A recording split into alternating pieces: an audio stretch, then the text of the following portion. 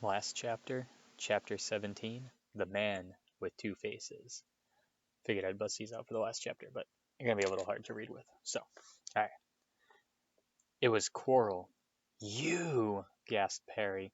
Quirrell smiled. His face wasn't twitching at all. Me, he said calmly. I'd wonder whether I'd be meeting you here, Potter. But I thought, Snape. Severus? Quirrell laughed, and it wasn't his usual quivering treble either, but cold and sharp. Yes, Severus does seem the type, doesn't he? So useful to have him swooping around like an overgrown bat. Next to him, who would suspect poor stuttering Professor Quirrell? Harry couldn't take it in. This couldn't be true. It couldn't. But Snape tried to kill me. No, no, no. I tried to kill you. Your friend Miss Granger accidentally knocked me over as she rushed to set fire to Snape at that Quidditch match. She broke my eye contact with you. Another few seconds and I would have gotten you off that broom. I'd have managed it before then if Snape hadn't been muttering a counter curse trying to save you. Snape was trying to save me? Of course, said Quirrell coolly. Why do you think he wanted to referee your next match? He was trying to make sure I didn't do it again. Funny, really. He needn't have bothered. I couldn't do anything with Dumbledore watching. All the other teachers thought Snape was trying to stop Gryffindor from winning. He did make himself unpopular, and what a waste of time, when after all that, I'm gonna kill you tonight. Quirrell snapped his fingers. Ropes sprang out of thin air and wrapped themselves tightly around Harry. You're too nosy to live, Potter, scurrying around the school on Halloween like that. For all I knew, you'd seen me coming to look at what was guarding the stone. You let the troll in? Certainly. I have a special gift with trolls. You must have seen what I did to the one in the chamber back there. Unfortunately, while everyone was running around looking for it, Snape, who already suspected me, went straight to the third floor to head me off. And not only did my troll fail to beat you to death, that three-headed dog didn't even manage to bite Snape's leg off properly. Now wait quietly, Potter. I need to examine this interesting mirror. It was only then that Harry realized what was standing behind Quirrell. It was the mirror of Erised. This mirror is the key to finding the stone, Quirrell muttered, tapping his way around the frame. Trust Dumbledore to come up with something like this. But he's in London. I'll be far away by the time he comes back. All Harry could think of doing was to keep Quirrell talking and stop him from concentrating on the mirror. I saw you and Snape in the forest, he blurted out. Yes, said Quirrell idly, walking around the mirror to look at it from the back. He was on to me by that time, trying to figure out how far I'd got. He suspected me all along, tried to frighten me, as though he could, when I had Lord Voldemort on my side. Quirrell came back from out behind the mirror and stared hungrily into it. I see the stone. I'm presenting it to my master. But where is it? Harry struggled against the ropes binding him, but they didn't give. He had to keep Quirrell from giving his whole attention to the mirror. But Snape always seemed to hate me so much. Oh, he does, said Quirrell casually. Heavens, yes. He was at Hogwarts with your father, didn't you know? They loathed each other, but he never wanted you dead. But I heard a few days ago, sobbing. I thought Snape was threatening you. For the first time, a spasm of fear flitted across Quirrell's face. Sometimes, he said, I find it hard to follow my master's instructions. He is a great wizard, and I am weak. You mean he was there in the classroom with you? Harry gasped. He is with me wherever I go, said Quirrell quietly. I met him when I traveled around the world. A foolish young man I was then, full of ridiculous ideas about good and evil. Lord Voldemort showed me how wrong I was. There is no good in evil, there is only power, and those too weak to seek it. Since then I have served him faithfully, although I have let him down many times. He has to be very hard on me. Quirrell shivered suddenly. He does not forgive mistakes easily. When I failed to steal the stone from Gringotts, he was most displeased. He punished me, decided he would have to keep a closer watch on me. Quirrell's voice trailed away. Harry was remembering his trip to Diagon Alley. How could he have been so stupid? He'd seen Quirrell there that very day, shaken hands with him in the leaky cauldron. Quirrell cursed under his breath. I don't understand. Is the stone inside the mirror? Should I break it? Harry's mind was racing. What I want more than anything else in this world at this moment, he thought, is to find the stone before Quirrell does. So if I look in the mirror, I should see myself finding it, which means I should see where it's hidden. But how can I look without Quirrell realizing what I'm up to? He tried to the edge to the left to get in front of the glass without Quirrell noticing, but the ropes around his ankles were too tight. He tripped and fell over. Quirrell ignored him. He was still talking to himself. What does this mirror do? How does it work? Help me, master! And to Harry's horror a voice answered, and the voice seemed to be coming from Quirrell himself. "Use the boy. Use the boy." Quirrell rounded on Harry. "Yes, Potter, come here." He clapped his hands once, and the ropes binding Harry fell off. Harry got slowly to his feet. "Come here," Quirrell repeated. "Look in the mirror and tell me what you see." Harry walked towards him. "I must lie," he thought desperately. "I must look and lie about what I see, that's all." Quirrell moved close behind him. Harry breathed in the funny smell that seemed to be coming from Quirrell's turban. He closed his eyes, stepped in front of the mirror, and opened them again. He saw his reflection, pale and scared looking at first, but a moment later the reflection smiled at him. It put its hand onto its pocket and pulled out the blood-red stone. It winked and put the stone back in its pocket, and as it did so Harry felt something heavy drop into his real pocket. Somehow, incredibly, he'd gotten the stone. "Well," said Quirrell impatiently, "what do you see?" Harry screwed up his courage. "I see myself shaking hands with Dumbledore," he invented. I've won the house cup for Gryffindor." Quirrell cursed again. "Get out of the way," he said as Harry moved aside. He felt the Sorcerer's Stone against his leg. Dare he make a break for it? But he hadn't walked 5 paces before a high voice spoke through though Quirrell's lips weren't moving. "He lies! He lies!" "Potter, come back here!" Quirrell shouted. "Tell me the truth. What did you see?" The high voice spoke again. "Let me speak to him face to face." "Master, you are not strong enough." "I have strength enough for this." Harry felt as if the devil's snare was rooting him to the spot.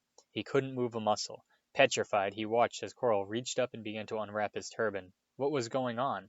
The turban fell away. Quirrell's head looked strangely small without it. Then he turned slowly on the spot. Harry would have screamed, but he couldn't make a sound. Where there should have been a back to Quirrell's head, there was a face, the most terrible face Harry had ever seen. It was chalk white with glaring red eyes and slits for nostrils like a snake. "Harry Potter," it whispered. Harry tried to take a step back, but his legs wouldn't move. "See what I have become," the face said. "Mere shadow and vapor. I have form only when I can share another's body. But there have always been those willing to let me into their hearts and minds. Unicorn blood has strengthened me these past weeks. You saw faithful Quirrell drinking it for me in the forest. And once I have the elixir of life, I'll be able to create a body of my own. Now, why don't you give me that stone in your pocket?" So he knew. The feeling suddenly surged back into Harry's legs. He stumbled backward. "Don't be a fool," snarled the face. "Better save your own life and join me, or you'll meet the same end as your parents. They died begging for mercy." "Liar!" Harry shouted suddenly. Quirrell was walking backwards at him so that Voldemort could still see him. The evil face was now smiling. "How touching," it hissed. "I always value bravery. Yes, boy, your parents were brave. I killed your father first, and he put up a courageous fight. But your mother needn't have died. She was trying to protect you. Now give me the stone unless if you want her to have died in vain." "Never!" Harry sprang towards the flame door, but Voldemort screamed, "Seize him!" In the next second, Harry felt Quirrell's hand close on his wrist. At once a needle-sharp pain seared across Harry's scar. His head felt as if it was about to split in two.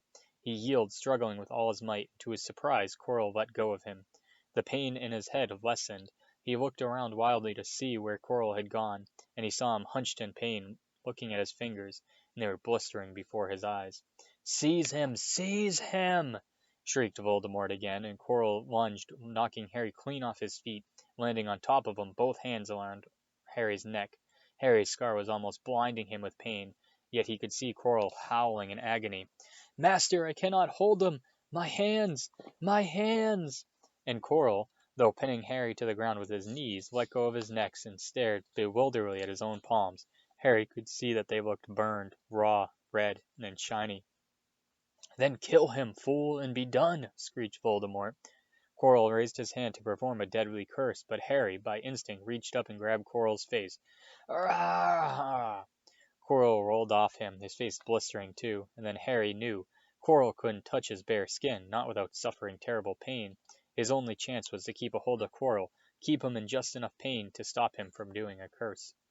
Harry jumped to his feet, caught Quirrell by the arm, and hung on as tight as he could. Quirrell screamed and tried to throw Harry off.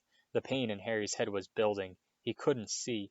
He could only hear Quirrell's terrible shrieks and Voldemort's yells of "Kill him! Kill him!" and other voices, maybe in Harry's own head, crying, "Harry! Harry!" He felt Quirrell's arms wrenched from his grasp. He knew all was lost. He fell into blackness, down, down, down. Something gold was glinting just above him. The snitch! He tried to catch it, but his arms were too heavy. He blinked. It wasn't the snitch at all. It was a pair of glasses. How strange. He blinked again. The smiling face of Albus Dumbledore swam into view above him. "Good afternoon, Harry," said Dumbledore. Harry stared at him, then remembered. "Sir, the stone! It was Quirrell! He's got the stone! Sir, quick!" "Calm yourself, dear boy. You are a little behind the times," said Dumbledore. "Quirrell does not have the stone." "Then who does, sir? Harry, please relax, or Madame Pomfrey will have me thrown out." Harry swallowed and looked around him. He realized he must be in the hospital wing. He was lying in a bed with light linen sheets, and next to him was a table piled high with what looked like half the candy shop. "Tokens from your friends and admirers," said Dumbledore, beaming. "What happened down in the dungeons between you and Professor Quirrell is a complete secret, so, naturally, the whole school knows. I believe your friends Mr. Fred and George Weasley were responsible for trying to send you a toilet seat. No doubt they thought it would amuse you. Madame Pomfrey, however, felt it might not be very hygienic, and confiscated it." "How long have I been here?"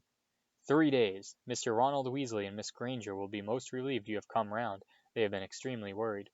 "But, sir, the stone—" "I see you are not to be distracted. Very well, the stone.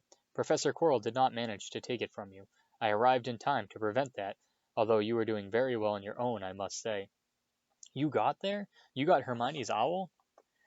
"We must have crossed in mid-air. No sooner had I reached London than it became clear to me that the place I should be was the one I had just left.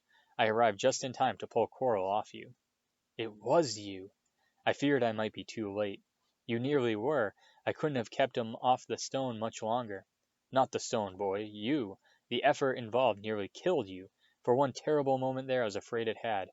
As for the stone, it has been destroyed." "Destroyed?" said Harry blankly. "But your friend, Nicholas Flamel." "Oh, you know about Nicholas?" said Dumbledore, sounding quite delighted. "You did do the thing properly, didn't you? Well, Nicholas and I have had a little chat and agreed it's all for the best."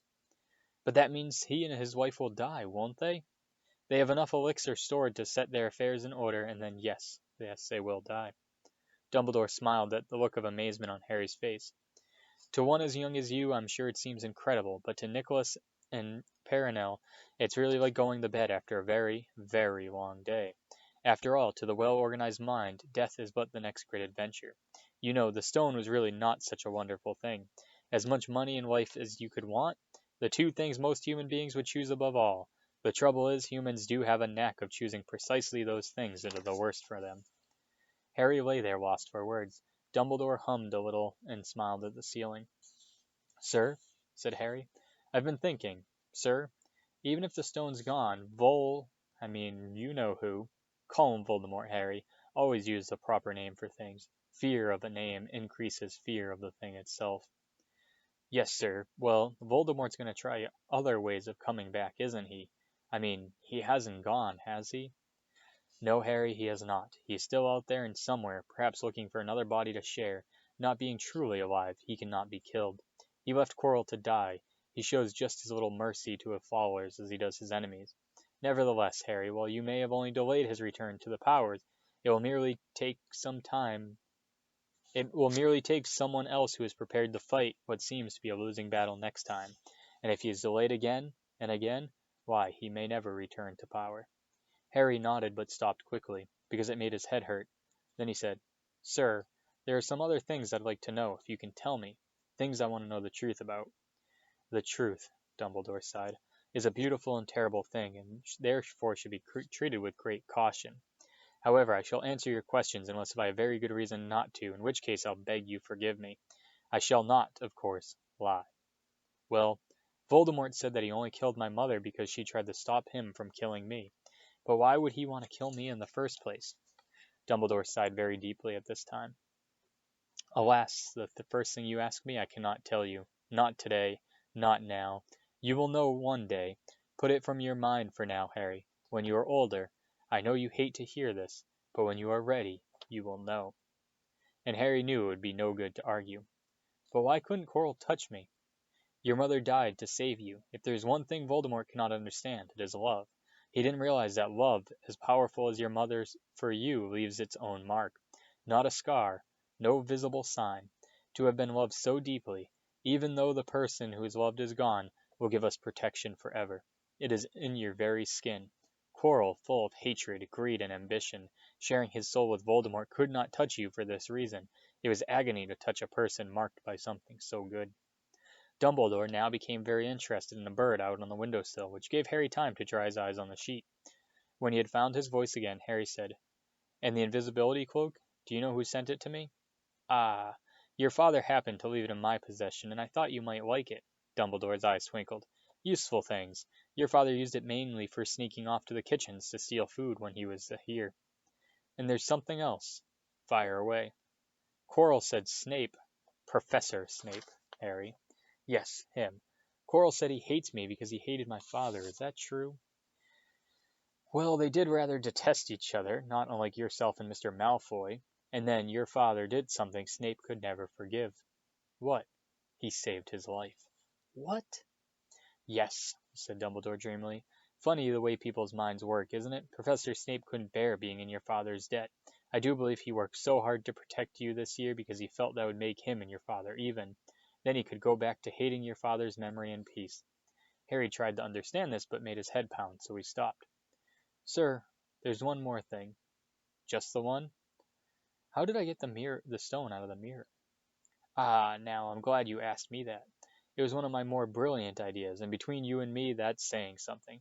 You see, the only one who wanted to find it, but not use it, would be able to get it. Otherwise they'd just see themselves making gold or drinking elixir of life. My brain surprises me sometimes. Now, enough questions. I suggest you make a start on those sweets. Ah, Bertie's bought every flavor beans. I was unfortunate enough in my youth to come across a vomit-flavored one, and since then I'm afraid I've rather lost my liking for them. But I think I'd be safe with a nice toffee, don't you?" He smiled and popped the golden brown bean into his mouth, and then choked and said, "Alas, earwax!" Madame Pomfrey, the nurse, was a nice woman, but very strict. "Just 5 minutes," Harry pleaded. "Absolutely not." "You let Professor Dumbledore in." "Well, of course, that was the headmaster, quite different. You need a rest." "I am resting. Look, lying down and everything. Oh, go on, Madame Pomfrey." "Okay, very well," she said, "but 5 minutes only." And then she let Ron and Hermione in. "Harry!"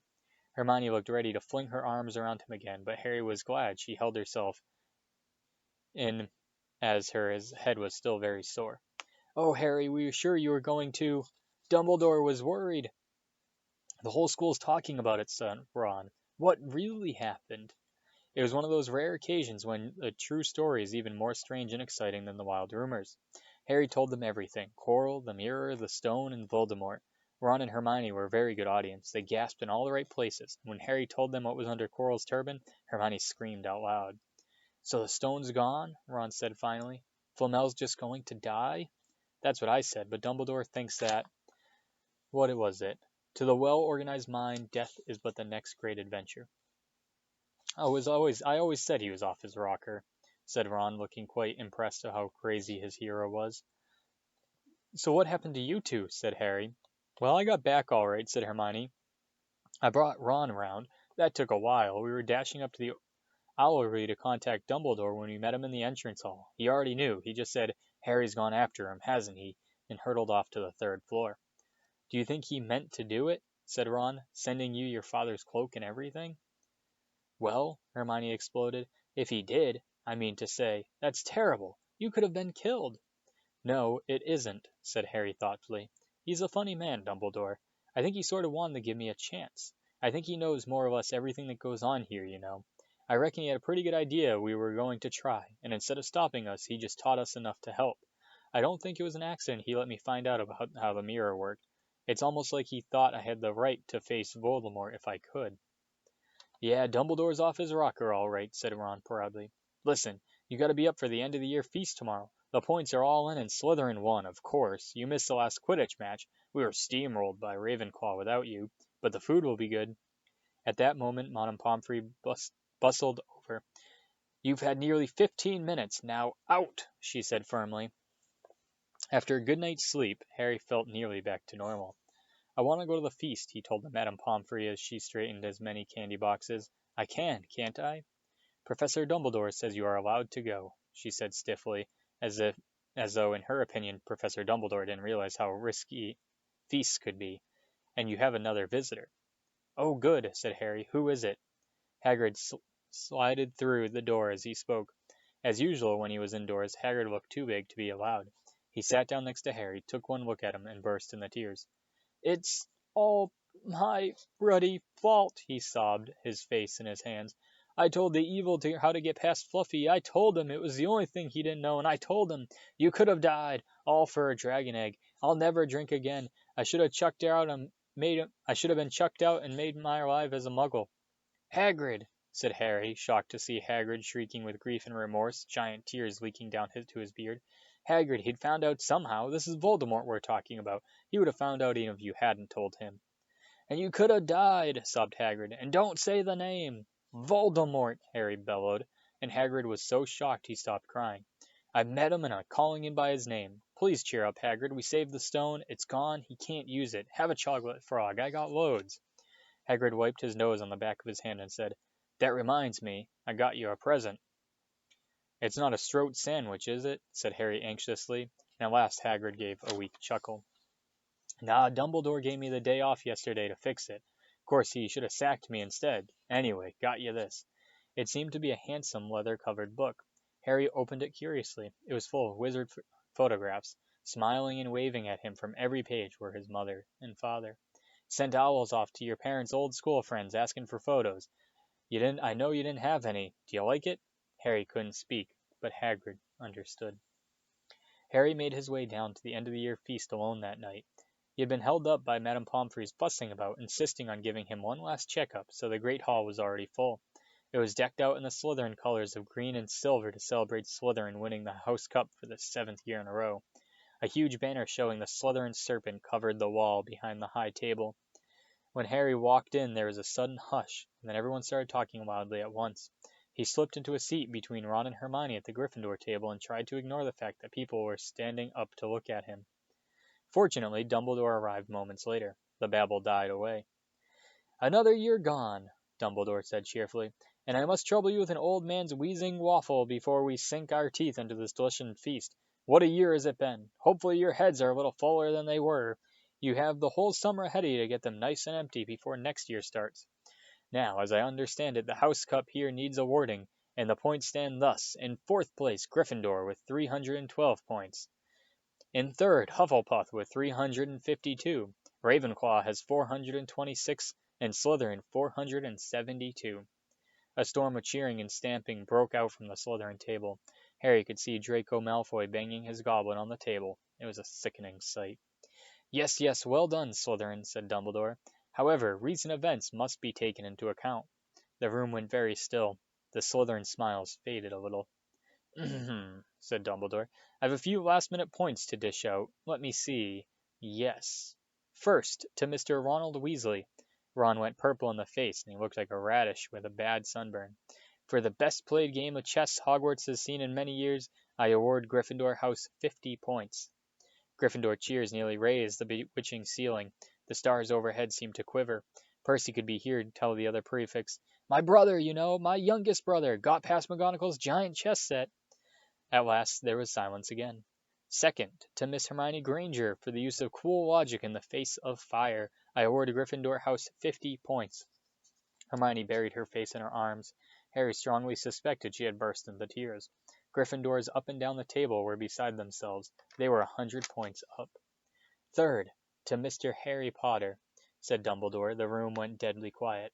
For pure nerve and outstanding courage, I award Gryffindor House 60 points. The din was deafening. Those who could add up while yelling themselves hoarse knew that Gryffindors now had 472 points, exactly the same as Slytherin. They had just tied for the House Cup. If only Dumbledore had given Harry just one more point. Dumbledore raised his hand. The room gradually fell silent. There are all kinds of courage, said Dumbledore, smiling.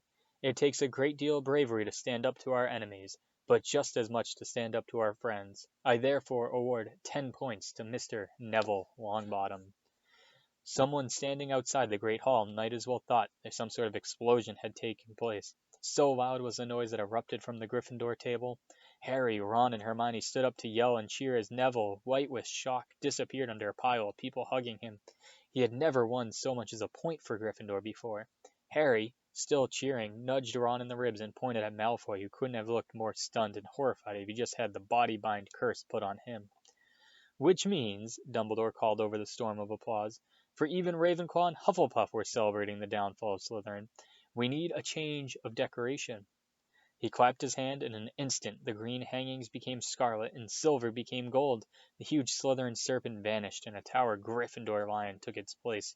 Snape was shaking Professor McGonagall's hand with a horrible forced smile. He caught Harry's eye, and Harry knew at once that Snape's feeling towards him hadn't changed one jot. This didn't worry Harry. It seems as though life would be back to normal next year, or as normal as it ever was at Hogwarts. It was the best evening of Harry's life, better than winning at Quidditch, or Christmas, or knocking out mountain trolls. He would never, ever forget tonight. Harry had almost forgotten that the exam results were still to come, but they did. To their great surprise, both he and Ron passed with good marks. Hermione, of course, had the best grades of the first years. Even Neville scraped through, his good herbology mark making up for his abysmal potions one. They had hoped that Goyle, who was almost as stupid as he was mean, might be thrown out, but he had passed too. It was a shame, but as Ron said, you can't have everything in life. And suddenly their wardrobes were empty, their trunks were packed, Neville's toad was found lurking in the corner of the toilets, notes were handed out to all the students, warning them not to use magic over the holidays. I always hoped they'd forget to give us these, said Fred Weasley sadly. Hagrid was there to take them down the fleet of boats that sailed across the lake. They were boarding the Hogwarts Express, talking and laughing as the countryside became greener and tidier. Eating Bertie Bott's every flavor beans, they sped past Muggle towns, pulling off their wizard robes and putting on jackets and coats, pulling into platform 9 3/4 at King Cross Station. It took quite a while for them to get off the platform.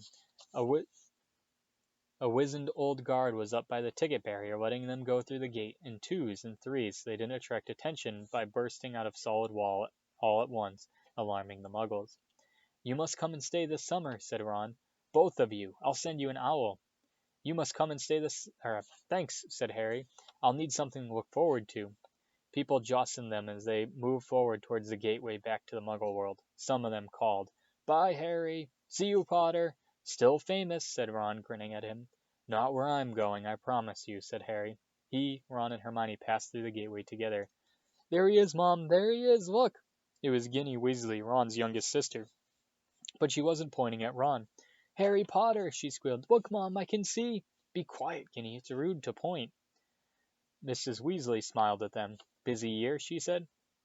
Very, said Harry. Thanks for the fudge and sweater, Mrs. Weasley. Oh, it was nothing, dear. Ready, are you? It was Uncle Vernon, still purple-faced, still mustached, still looking furious at the nerve of Harry carrying an owl in a cage in a station full of ordinary people. Behind him stood Aunt Petunia and Dudley, looking terrified at the very sight of Harry. You must be Harry's family, said Mrs. Weasley. In a manner of speaking, said Uncle Vernon. Hurry up, boy, we haven't gotten all day. He walked away. Harry hung back for a last word with Ron and Hermione. I'll see you over the summer, then. Hope you have a good holiday, said Hermione, looking uncertain after Uncle Vernon, shocked that anyone could be so unpleasant. Oh, I will, said Harry, and they were surprised at the grin that was spreading on his face. They don't know we're not allowed to use magic at home. I'm going to have a lot of fun with Dudley this summer. Alright, end of the first Harry Potter book. So, hopefully you stayed with me this whole time, hopefully you enjoyed it, and hopefully you start reading book 2 on your own. Thank you.